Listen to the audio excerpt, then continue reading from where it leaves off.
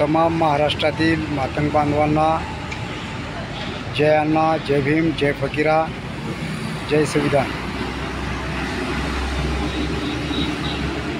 महाराष्ट्रातील तमाम परिवर्तनवादी मातंग बांधवांना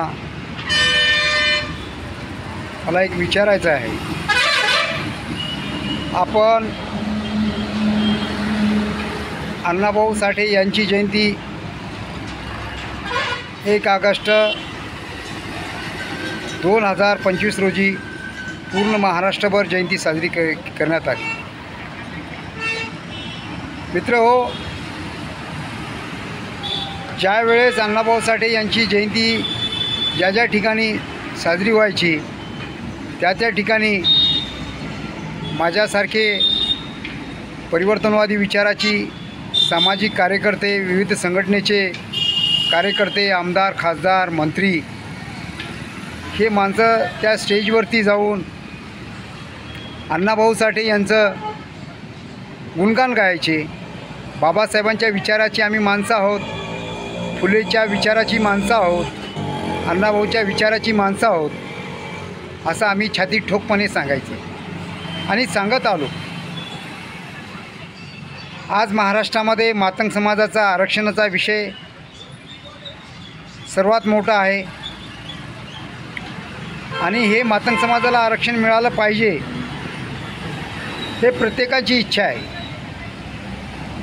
पण मला एवढं सांगायचं आहे, जर माझा मातंग समाज हा अंधश्रद्धेमध्ये गुरफटून जर जात असेल आणि मनुवादी विचाराचं लोकांचं ऐकून जर मातंग समाज रूढी, परंपरा, अंधश्रद्धा याच्यावर विश्वास ठेवून हा कायम त्याच ठिकाणी राहत असेल तर आम्हाला त्या आरक्षणाचा फायदा काय होणार आहे? कारण आरक्षणाचा फायदा होईल कितपत लोकांचा? शेवटच्या टोकापर्यंत मातंग समाजाच्या एकाही कार्यकर्त्याचा, एकाही कुटुंबाला त्याचा फायदा मिळणार नाही। पण जे आमदार झाले, खासदार झाले, मंत्री झाले, शिक्षक आहेत, इंजिनियर आहेत, वकील आहेत, डॉक्टर आहेत, तहसीलदार आहेत आणि जे खेड्यातून शहरामध्ये आले अशाच लोकांना त्याचा आरक्षणाचा फायदा होईल। पण जे माझा मातंग बांधव अंधश्रद्धेमध्ये, रूढी परंपरेमध्ये, जो चिखलामध्ये, दलदलीमध्ये फसलेला आहे, त्याकडे माझा सुशिक्षित झालेला एखादा डॉक्टर, वकील, इंजिनियर, प्राध्यापक, शिक्षक हा समाजामध्ये जाऊन समाज प्रबोधन करतो का? हा चिंतेचा विषय आहे। कारण आम्ही दुसऱ्या समाजाकडे बोट दाखवतो, पण मी माझ्या समाजासाठी काय करत आहे आणि काय केलं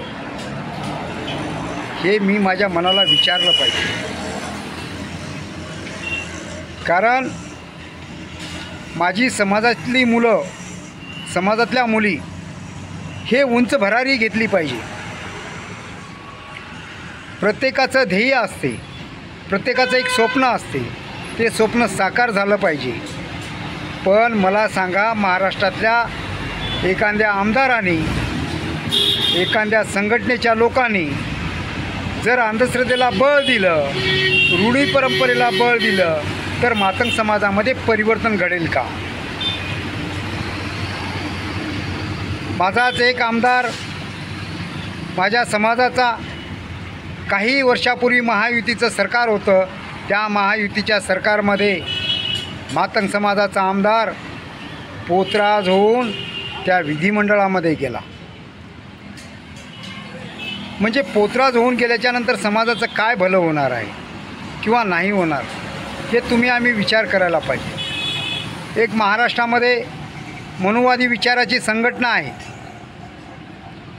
कारण त्याला परिवर्तन नको आहे। बाबासाहेबांच्या विचारधारेवर चालणं महत्त्वाचं नाही वाटत, पण मांगीरबुवाच्या विचारधारेवर जर चालणारी माणसं, मांगाची माणसं जर असतील, ज्या मांगीरबुवाला जिवंत काढण्यात येतं, त्या मांगीरबुवाला जर आम्ही देव मानलो तर हे कितपत खरं आहे? समाज कोण्या दिशेने जाणार आहे? तेव्हा मला एक सांगायचं आहे, मातंग समाजाची मुलं ही शिकली पाहिजे, मुली शिकल्या पाहिजेत, त्यांना चांगली विचारधारा दिली पाहिजे, ज्या बाबासाहेबांनी आम्हाला सांगितलं शिक्षण हे वाघणीचं दूध आहे, जो कोणी प्राशन करील तो गुरगुरल्याशिवाय राहणार नाही. जर माझ्या मुली, माझे बांधव जर पोतराज होऊन, माझ्या भगिनी जर देवदेवकी करून परडी हातामध्ये घेऊन जर ते परडी भरत असेल तर याच्यामध्ये समाजाला परिवर्तन मिळेल का आणि समाजाला चांगली दिशा मिळेल का, हा फार मोठा चिंतेचा प्रश्न आहे. तेव्हा मला एवढंच सांगायचं आहे, कारण समाज हा अधोगतीमध्ये अंधश्रद्धेमध्ये गुरफटून गेलेला आहे.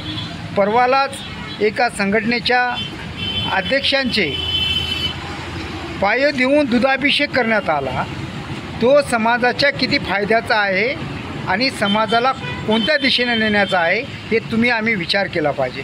त्या संघटनेच्या एका अधिवेशनामध्ये, पुणे येथे अधिवेशन झालं, त्या अधिवेशनामध्ये कमरेला झाडू, डोक्यावरती झाडू घेऊन माणूस स्टेजवरती येतो, म्हणजे हे अधोगतीकडे नेण्याचं हे नाही का? मनुवादी विचाराच्या लोकांकडून थाप मारून घेणं आणि समाजाला गाडण्याचं काम नाही का? मी असं द्वेषभावनेने किंवा कोण्या पद्धतीनं म्हणत नाही, हे वास्तव आहे आणि या वास्तवतेनंच मी बोलत आहे. दुसरी गोष्ट, आमचे विधान परिषदेवर आमदार निवडून गेले, त्या विधान परिषदेच्या आमदारांनी हलकी वाजवली. हलकी वाजवणं, तो हलका झाला माणूस, कारण त्यांना त्यांच्या सत्तेमध्ये राहून त्यांना मोठेपण आहे. पण ज्या नांदेड जिल्ह्याने अण्णाभाऊ साठे संघर्ष समितीच्या माध्यमातून मातंग समाजाच्या परिवर्तनाची मुहूर्तमेढ रोवली, त्या मुहूर्तमेढ रोवलेल्या परिवर्तनाला आताचे काही ज्यांच्याकडे अमाप पैसा आला त्यांना समाजाचं काही देणं घेणं नाही, पण मला एखादं मंत्रिपद मिळालं पाहिजे, मी आमदार झाला पाहिजे, माझ्या समाजाचं काय वाटोळं झालं हरकत नाही, पण माझे वाडवडील जे होते ते हलक्या वाजवत होते आणि ती हलकी वाजवून दाखवून देण्याचं काम आमचा आमदार जर करत असेल तर आमच्याकडे पाहणारा दृष्टिकोन कोणता? ज्या मातंग समाजाला आज कुठलीच काही कवडी मोल किंमत आहे, आज बौद्ध समाजाबद्दल मातंग समाज एक वेगळ्याच भावनेनं बघतो, पण ज्या बाबासाहेबांची विचारधारा जर मातंग समाजाने आत्मसात केली असती तर तो आजही मातंग समाज गरुड झेप घेतला असता. पण मातंग समाजाला पुढं न जाऊ देणारी माणसं ही समाजातली आहेत. तेव्हा समाजातल्या माणसांना माझं एक परिवर्तनवादी विचाराच्या माणसांना माझं म्हणणं आहे, जे काही लोक स्वार्थापोटी करतात त्यांच्याकडे लक्ष न देता तळागाळापर्यंत जाऊन आपण सांगलं पाहिजे की बाबा आम्हाला फुले शाहू आंबेडकर अण्णाभाऊ यांच्या विचाराची नितांत गरज आहे. ज्या अण्णाभाऊंनी आम्हाला सांगितलं जग बदल घालून गाव म्हणजे सांगून गेले भीमराव, जर ती विचारधारा आम्ही आत्मसात केली तर आमचा समाज का पुढं जाऊ शकत नाही, हा आम्ही समाजापर्यंत नेलं पाहिजे, सांगितलं पाहिजे. कारण आज मातंग समाजाची तरणी बांड पोरं म्हणतात मातंग समाजाच्या वज्रमुठीत हिंदुत्व आहे. अरे तुझ्या वज्रमुठीत हिंदुत्व नाही, तुझ्या गांडीवर लाथा मारल्या जातात. एखाद्या मंदिरामध्ये जातोस तर त्या वेळेस तुला गावभर तुझं पुऱ्या अंगावरचे वस्त्र काढून तुझी नग्न धिंड काढण्यात येते. त्यावेळेस तुझ्या वज्रमुठीत असले तर हिंदुत्व कुठं जाते? आणि त्या हिंदुत्व म्हणणाऱ्या लोकांच्या संघटना आज मातंग समाजाची तरणी बांड पोरं विश्व हिंदू परिषदेमध्ये काम करतात. काय विश्व हिंदू परिषदेचं आणि आमचं काय देणं घेणं आणि आमचं नातं काय, हे आम्ही विचार केला पाहिजे.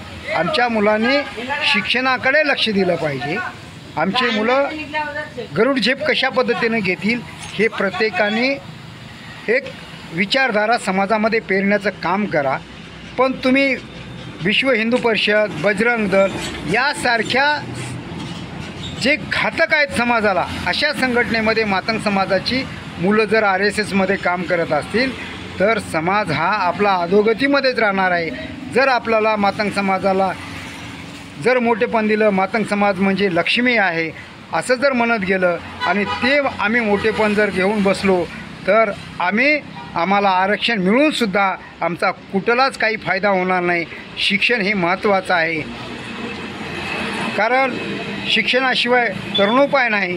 तेव्हा तमाम महाराष्ट्रातील मातंग बांधवांना माझी विनंती आहे, आपण दुसऱ्या RSS, बजरंग दल, भारतीय जनता पार्टी ह्या पक्षाच्या विचारधारेकडे लक्ष न देता फुले शाहू आंबेडकर अण्णाभाऊ यांची विचारधारा आपण आत्मसात करावी, आपल्या समाजामध्ये पेरणी करावी, आपले मुलं प्रत्येक क्षेत्रामध्ये अग्रेसर राहावे, रूढी परंपरा अंधश्रद्धेला लाथाडायला पाहिजे. या ठिकाणी एवढंच बोलतो. जय अण्णा, जय भीम, जय फकीरा, जय मातंग परिवर्तन विचार मंच, जय संविधान.